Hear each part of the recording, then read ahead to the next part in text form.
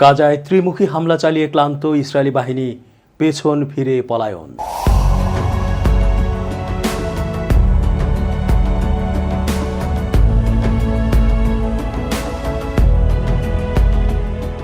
আসসালামু আলাইকুম প্রিয় দর্শক, সবার সুন্দর জীবন কামনায় শুরু করছি আজকের বিশ্লেষণ চেঞ্জ টিভির আন্তর্জাতিক চোখ অনুষ্ঠানে। আমি এস জে রতন স্বাগত জানাচ্ছি আপনাদের সকলকে। সাথে থাকুন পুরো আলোচনা জুড়ে। গাজায় এই যে হামলা হচ্ছে, তাও তো ইসরায়েল ঘোষণা দিতে পারছে না ইসরায়েল জিতে গেছে, সম্পূর্ণ দখলে নিতে পেরেছে ভূখণ্ড। নানা মাধ্যমে নানা স্টাইলে আক্রমণ করে শুধু তাদের অস্ত্র, অর্থ আর সৈন্য হারাতে হচ্ছে, আর দীর্ঘ হচ্ছে ফিলিস্তিনি শহীদদের লাশের সারি। বিনিময়ে তারা পাচ্ছে আন্তর্জাতিক ঘৃণা ও ক্ষোভ। আর সব সময়ই তারা আক্রমণ করার পর হামাসের অবিশ্বাস্য সংখ্যক যোদ্ধাদের দেখে সমর ক্ষেত্র থেকে পেছন ফিরে পলায়ন করে থাকে। এটা তাদের অভ্যেসে পরিণত হয়েছে। ফিলিস্তিনের গাজায় ত্রিমুখী হামলা চালিয়েছে ইসরায়েল। সোমবার গাজার স্থল, জল ও আকাশ পথে ব্যাপক হামলা চালায় দেশটি। এরই মধ্যে গাজায় যুদ্ধবিরতি থেকে সরে এসেছে হামাস, তাই সংঘাত থামারও কোনো সম্ভাবনা দেখা যাচ্ছে না। এএফপি সোমবার এক প্রতিবেদনে এ তথ্য জানিয়েছে। প্রতিবেদনে বলা হয়েছে, এদিন উত্তর গাজার আল হাওয়া, শেখ আজলিন ও আল সাবরা এলাকায় বোমা ও গুলি চালিয়েছে ইসরায়েলি সেনারা। মধ্য গাজার আল মুগারাকা এলাকায়ও ইসরায়েলের গোলা আঘাত এনেছে। এছাড়া দক্ষিণ গাজার খান ইউনিস ও রাফা এলাকায় সামরিক নৌযান ও হেলিকপ্টার থেকে হামলা চালানো হয়েছে। ফিলিস্তিনি রেড ক্রিসেন্টের তথ্য মতে, মধ্য গাজার আল মাগাজি শিবিরে ইসরায়েলি হামলায় 3 শিশুসহ 5 জনের মরদেহ উদ্ধার করা হয়েছে। ইসরায়েলের সামরিক বাহিনী এক বিবৃতিতে জানিয়েছে, গাজার সীমান্ত এলাকায় তাদের সামরিক অভিযান চলমান। রাফা ও মধ্য গাজায় হামলায় বেশ কয়েকজন ফিলিস্তিনি যোদ্ধাকে হত্যা করেছে তারা।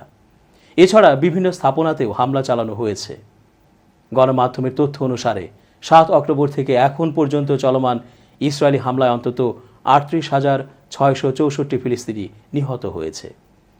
এছাড়া আহত হয়েছে 89,097 জন। ইসরায়েলের হামলার আগে ওই দিনই দেশটিতে ঢুকে 1,195 জনকে হত্যা করেন হামাস সদস্যরা। এছাড়া জিম্মি করা হয় 251 জনকে। তাদের মধ্যে 116 জন এখনও হামাসের হাতে বন্দী। জিম্মিদের মুক্ত করতে ও গাজায় যুদ্ধবিরতির জন্য দফায় দফায় আলোচনায় বসছে ইসরায়েল ও হামাস, তবে আশার আলো দেখা যাচ্ছে না। এরই মধ্যে গেল রবিবার যুদ্ধবিরতির চলমান আলোচনা থেকে সরে দাঁড়ানোর কথা জানিয়েছে হামাস। হামাস নেতা মোহাম্মদ দাইফের হত্যা চেষ্টার সময় 92 ফিলিস্তিনি নিহত হওয়ার পর এ সিদ্ধান্ত নেয় সংগঠনটি। নুসিরাত শরণার্থী শিবিরে বাস্তুচ্যুত ফিলিস্তিনিদের একটি স্কুলে ইসরায়েলি বাহিনীর হামলায় কমপক্ষে 17 জন নিহত হয়েছে বলে জানিয়েছে গাজার সিভিল ডিফেন্স এজেন্সি। জাতিসংঘ পরিচালিত আবু ওরাইবান স্কুলে রবিবারের হামলায় 80 জনের বেশি মানুষ আহত হয়েছে। 8 দিনের মধ্যে এমন স্কুলে ইসরায়েলিদের 5ম হামলা। ফিলিস্তিনের সিভিল ডিফেন্সের মুখপাত্র মাহমুদ বাসাল বলেছেন, আবু ওরাইবান স্কুলে হাজার হাজার বাস্তুচ্যুত লোক আশ্রয় নিয়েছিল। নিহতদের অধিকাংশই নারী ও শিশু। এএফপির প্রতিবেদনে বলা হয়েছে, ইসরায়েলি সামরিক বাহিনী দাবি করেছে তাদের বিমান বাহিনী নুসিরাতের UNRWA এর আবু আরবান স্কুল ভবনের এলাকায় সন্ত্রাসীদের লক্ষ্য করে হামলা চালিয়েছে। তাদের মতে ভবনটি ইসরায়েলি সেনাদের ওপর আক্রমণের ঘাঁটি হিসেবে ব্যবহার করা হচ্ছিল। একটি ভিডিওতে দেখা গেছে 3 তলা কমপ্লেক্সটির রেলিংয়ের ওপরে কাপড় ও বিছানা ছড়িয়ে ছিটিয়ে আছে এবং জাতিসংঘের লোগো সম্বলিত একটি দেয়ালও উড়িয়ে দেওয়া হয়েছে। ভেতরের ঘরগুলো গোলাবর্ষণে ক্ষতিগ্রস্ত হয়েছে। এদিকে ইসরায়েলের সামরিক বাহিনীর প্রধান হারজি হালেভি গাজার আল মাওয়াসি এলাকায় ইসরায়েলি হামলার পক্ষে তার অবস্থান তুলে ধরেছেন। তার কথায় 2 জন হামাস কর্মকর্তাকে লক্ষ্য করে ওই হামলা চালানো হয়েছিল। শনিবারের ওই হামলায় বেসামরিক নাগরিকদের মৃত্যুর বিষয়টি তিনি এড়িয়ে গেছেন। হালেভি বলেন, গোয়েন্দা তথ্যের ভিত্তিতে ওই হামলা চালানো হয়েছে। আল মাওয়াসি এলাকায় ইসরায়েলি হামলায় 90 জন সাধারণ মানুষ নিহত হয়, যাদের বেশিরভাগই নিরীহ নারী ও শিশু। সোমবার দক্ষিণ ও মধ্য গাজায় হামলা চালিয়েছে ইসরায়েল। গেল শনিবার নিরাপদ অঞ্চল হিসেবে বিবেচিত হওয়া আল মাওয়াসিতে হামলা চালায় ইসরায়েলি বাহিনী। এই হামলায় 2 দিন না যেতেই আবার হামলা চালিয়েছে ইসরায়েল। বার্তা সংস্থা রয়টার্স জানিয়েছে, ফিলিস্তিনি প্রতিরোধ আন্দোলন হামাসের ওপর আরও চাপ সৃষ্টির জন্যই এই কৌশল নিয়েছে দেশটি। গাজা উপত্যকার আল মাওয়াসিতে হাজারো বাস্তুচ্যুত ফিলিস্তিনি আশ্রয় নিয়েছিল।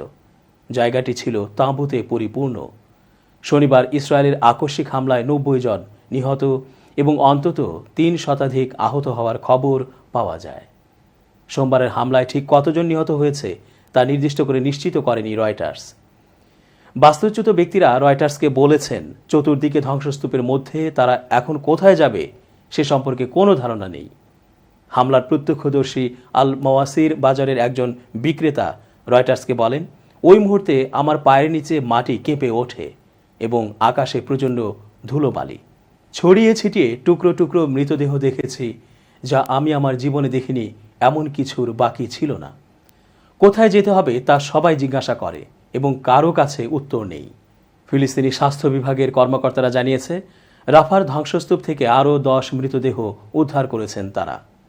গাজা উপত্যকার দেইর আল বালাহ পৌরসভা ঘোষণা করেছে, পাম্প চালানোর জন্য প্রয়োজনীয় জ্বালানির অভাবের কারণে সমস্ত কূপ এবং স্টোরেজ ট্যাঙ্কগুলোর কাজ বন্ধ করে দিয়েছে তারা। সোমবার এক সংবাদ বিজ্ঞপ্তিতে পৌরসভার জরুরি কমিটির প্রধান জানিয়েছে, ডিজেল জ্বালানির অভাবে দেইর আল বালাহ শহরের জল ব্যবস্থা পরিষেবার বাইরে রয়েছে। 2টি জলের ট্যাঙ্ক এবং 19টি কূপ বন্ধ করে দেওয়া হয়েছে, হাজার হাজার নাগরিকের জীবনকে বিপর্যস্ত করেছে।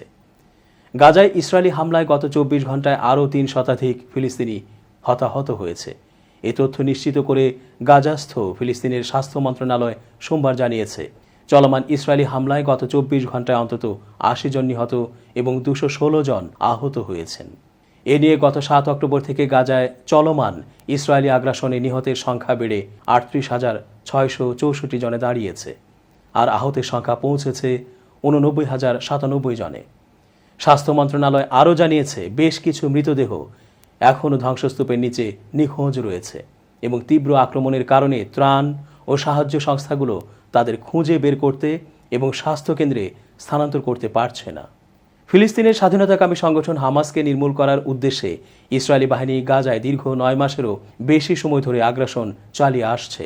তবে নিরীহ ফিলিস্তিনিদের ওপর নির্বিচারে গণহত্যা চালানো ছাড়া বর্বর ইসরায়েলি সরকার কিছুই অর্জন করতে পারেনি। সূত্র আল মায়াদিন। ইসরায়েলের সাবেক যুদ্ধমন্ত্রী এবং বর্তমান বিরোধী দলীয় নেতা এভিগডোর লিবারম্যান বলেছেন, বেনিয়ামিন নেতানিয়াহু যদি ক্ষমতায় থাকেন তাহলে 2026 সালের মধ্যে ইসরায়েল তার অস্তিত্ব হারাতে পারে। হিব্রু ভাষার দৈনিক পত্রিকা মারিভকে দেয়া এক সাক্ষাৎকারে তিনি এ কথা বলেছেন। লিবারম্যান বলেন, ইসরায়েলের অস্তিত্ব ধরে রাখতে নেতানিয়াহু অক্ষম এবং এ কারণে তিনি ইসরায়েলকে ধ্বংসের দিকে নিয়ে যাচ্ছেন।